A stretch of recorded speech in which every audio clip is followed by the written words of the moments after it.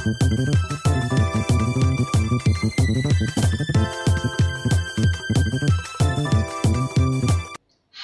I'm Guo Cheng Guang, 11 years old, Primary 6 from YUMIN Primary School.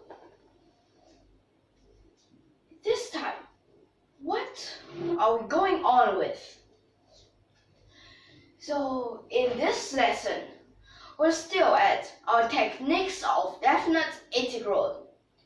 Still at chapter 2, special functions. But it is still actually comparison between definite integral and indefinite integral. But for this start, we'll mainly focus on indefinite integral. Okay, so at first we'll mainly focus on indefinite integral. But for these types, to make the comparisons, we'll need to have examples. So, for example, this example that we have here, this is an indefinite integral, so they don't have a boundary. This, you need to integrate e to the power of x sine 2x dx. So with this example, when you see have boundary or not, okay, obviously no boundary, then can we integrate it, and what is that result like, so that we can check again whether these are right. Okay, now for this, to make us be really sure that what at last we got is correct, we'll use different methods to check. They could help us check. Okay, and if they all get the same answer, then it's correct. Okay, so let's see. Firstly, when you see these types of questions, there's an exponential, there's this trigonometry, then your dx. What can you use? Now let's take a look at our methods over here. Now in indefinite integral, at last, we'll always change it into the basic formulae. If you can't change it, then you can't solve it. So you change it into a basic formulae. Then integral by, well, with that, we need it. Okay, then here, along these three ticks, we'll just need point 4, integral by parts. Okay, let's try integral by parts first. Now in this integral by parts, you might want to first put ex inside the dx. So for that, we use our integral back. First part, it becomes like this, since ex, even after you differentiate, is still ex, or e to the power of x. Then integral by parts, so here you have u dv. First part is a uv. Then the next part, you have to minus. This integrate, now is a vdu.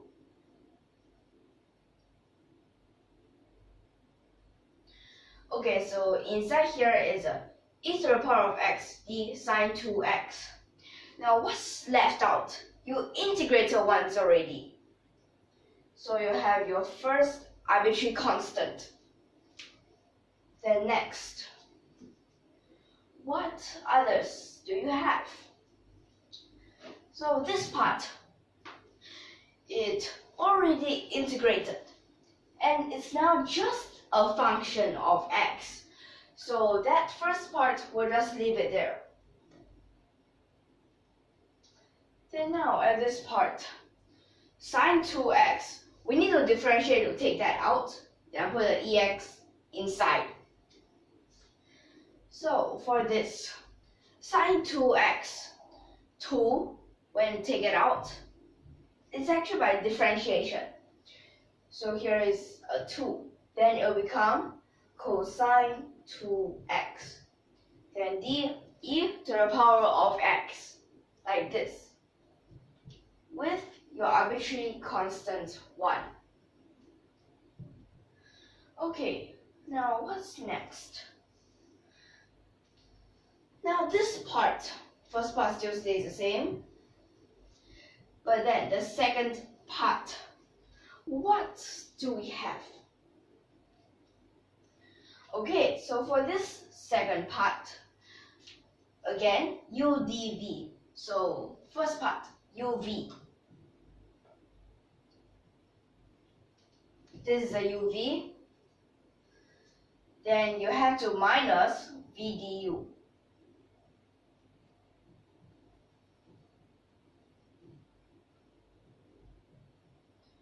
Then you integrated it again by using that integral by parts. So that's why you get your second arbitrary constant c. Now these two parts, now because they are already a function of x, so you could just put them as what they are.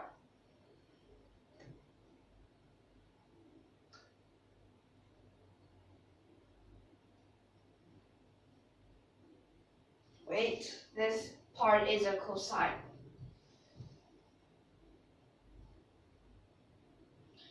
Then after that, what did you realize at this part? Now what you realize is actually is the same. Now how is it the same? When you differentiate or take this out, you can see clearly that it's the same. Now at this part, when you differentiate this, you have to be careful. There's an extra negative and there's an extra 2. So when you divide it by a 5, then at the same time, e to the power of x, you can take that out.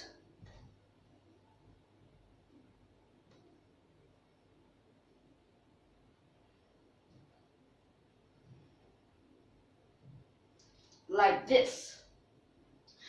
Then for your final arbitrary constant c. Now this is the answer that I got. So we'll record it down here.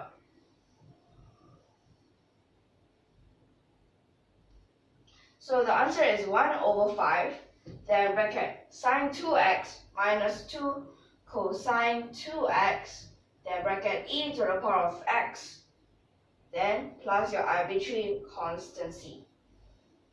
Like this. So this is your answer. Okay. Now you get this as your answer. Let's check using a second method.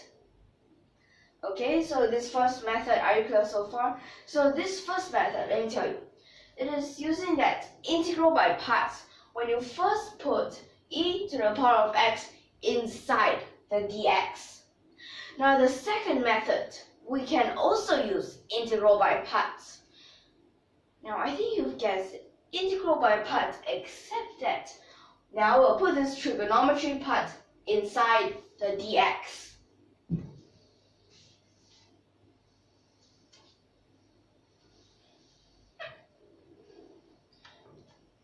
Now you put this trigonometry part inside the dx. So what you need is a cosine 2x. Then be careful, when you differentiate a cosine, there will be an extra negative. So there you need another negative. Then if you differentiate this, you get extra 2. So you need a negative half, like this. So this part is equal to this negative half, then integrate e to the power of x d cosine 2x. This part now, it becomes udv. So we could write, here's the negative half, then uv,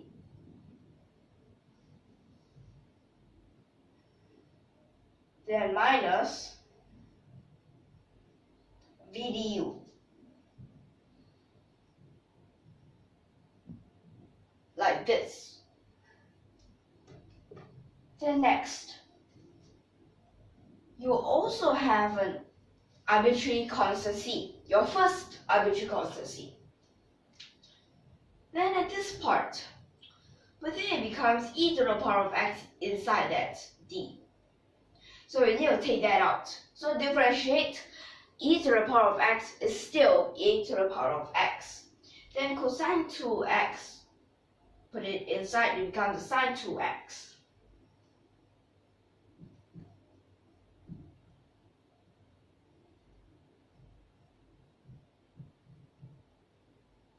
But then, when you put this inside, there will be an extra half.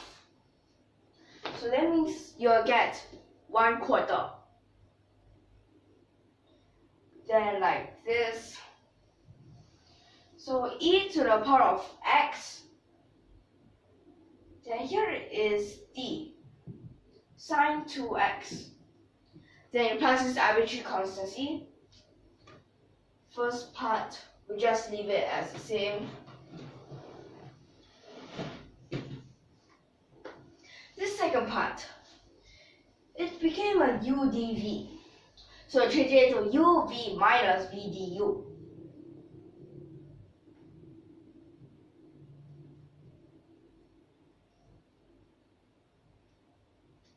So minus that vdu. But did you realize it now becomes the same part? Since this differentiate is still e to the power of x. So when you put this to the other side, you'll get a 5/4. That means you need to times a 4/5 on this side. Now you have to times a 4/5. Now 1/5, you can just leave it outside here. Then we'll put positive parts in front. Now this is 4/5. We'll write it down here. But this 1/5 taken out. So times 4 to each of them. Now this first part is e to the power of x sine 2x. Then 4 times this part minus 2 e to the power of x cosine 2x. The next is for your final arbitrary constancy. Now is this the same? Except for that part, we actually took out this and put it behind. Just like this. So that means this part, let's take a look. Okay, it's still the same. So this for our second method is for that integral by parts, the second way. Now integral by parts, we have already used both methods. Then how about a third method that we still can use? Okay, just get a quick look at this and then I'll show you the third method. Okay.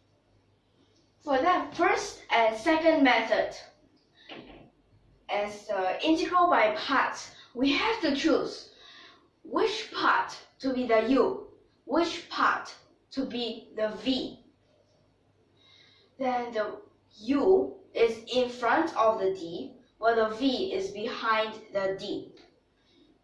So that u dv, after you use integral by parts, you get uv, then you minus v du. For this third method, we aren't going to use that integral by parts anymore, but we're going to use another method by using the Euler's formula to change the sine 2x into also something like those exponentials. So let me show you over here. This place, sine 2x.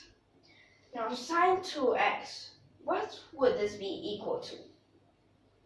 So at this part you have e to the power of, now this is a 2x, so it becomes e to the power of 2ix, then you have to minus e to the power of negative 2ix, then over 2i, like this. So we'll first change it into this form first.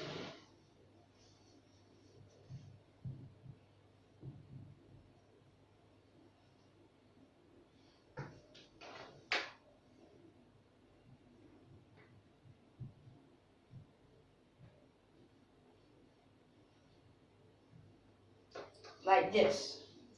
Okay, so now you have something like this. Then you can try to expand it. I just times into it. But this times in the power is actually just add.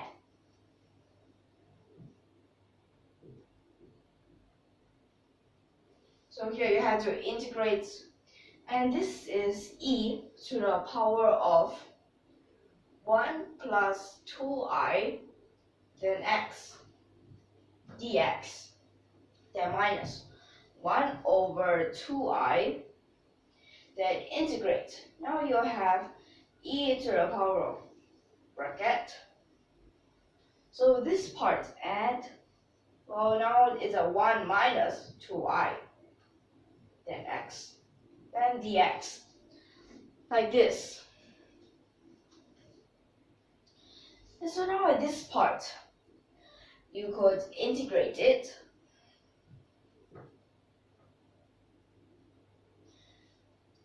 But to integrate this part, here you need times 1 plus 2i. Then here is divide 1 plus 2i. Like this.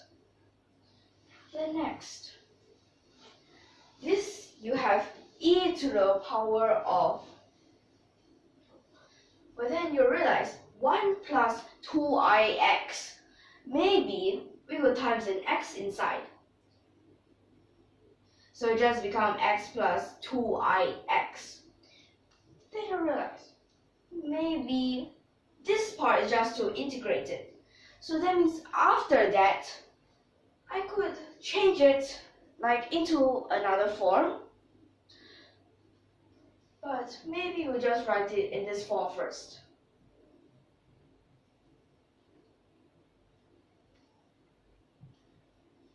Then here, you need times 1 minus 2i. So here divide 1 minus 2i.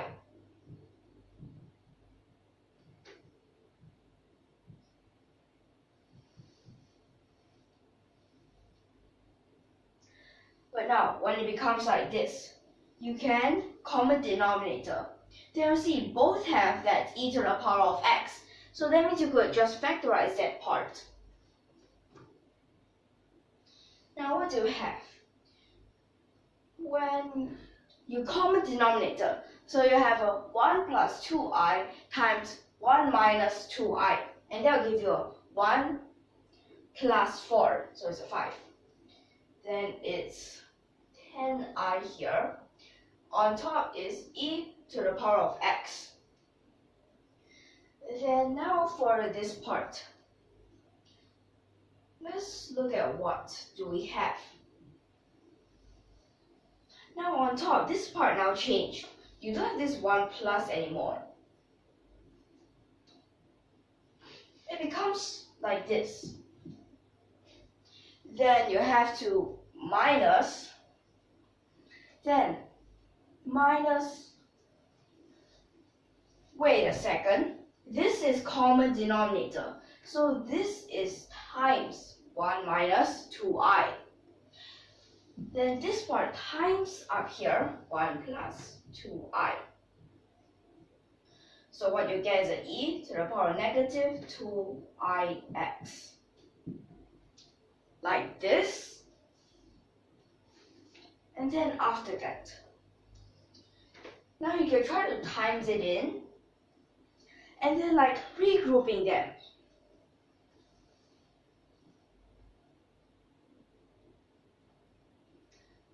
Then when you're sort of like regrouping them, first part here,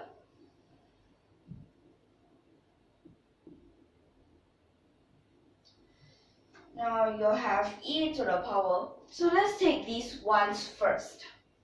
E to the power of 2ix, then you minus e to the power of negative 2ix, like this.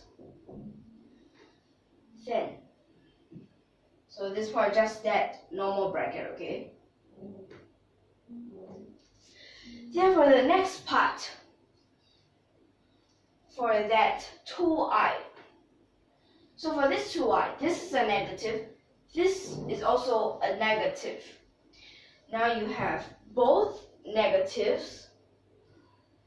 So both negatives, you could just put this,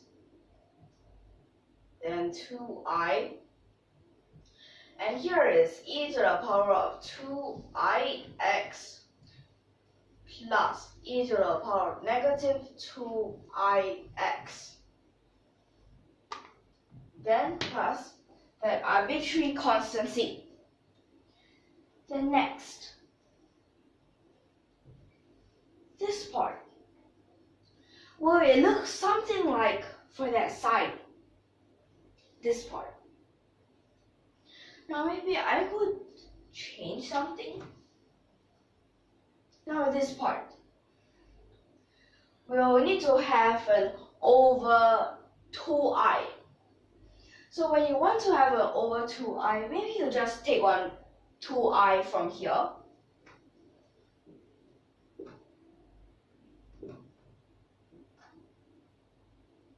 So when this over 2i, you'll get sine 2x.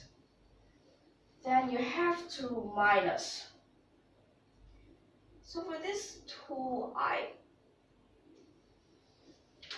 then okay, so that means this part you have still a 2, but for plus it's a cosine.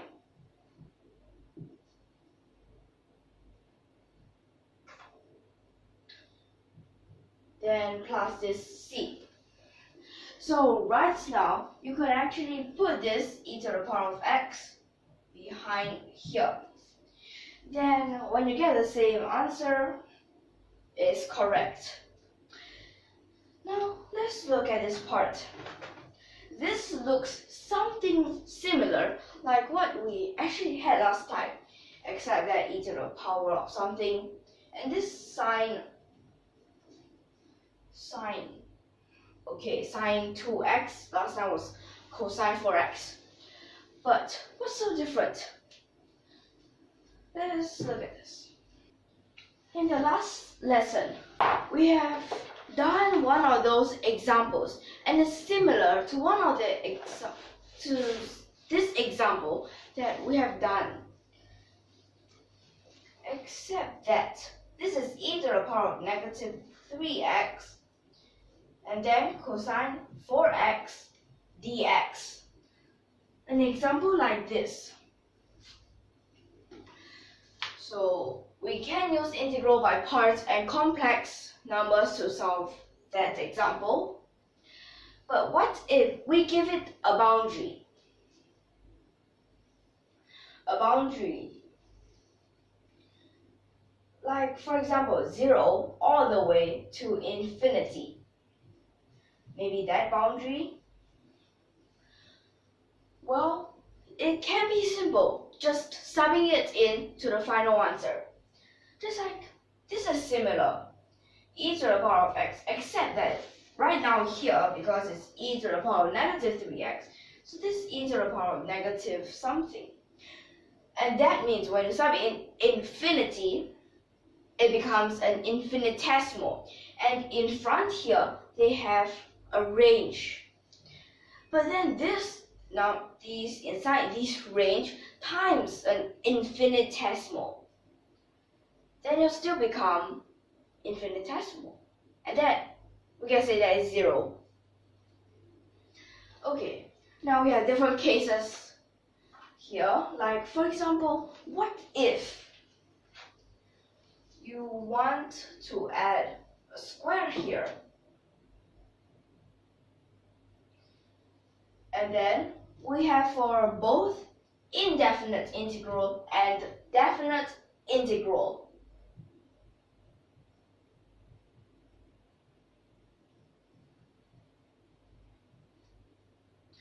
Then you say, what if? Here I change it into a sign.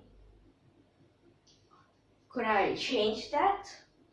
Then also for both indefinite integral and definite integral.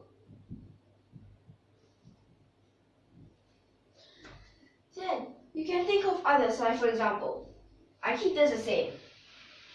Okay, I keep this the same, but then sine 4x, I'll make it cosine 4x, but I add a square at the cosine, that part, for the x.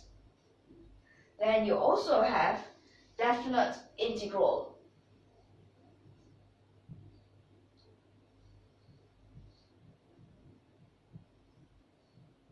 Then you think again. They'll say, what if I don't want a cosine? I have a sine.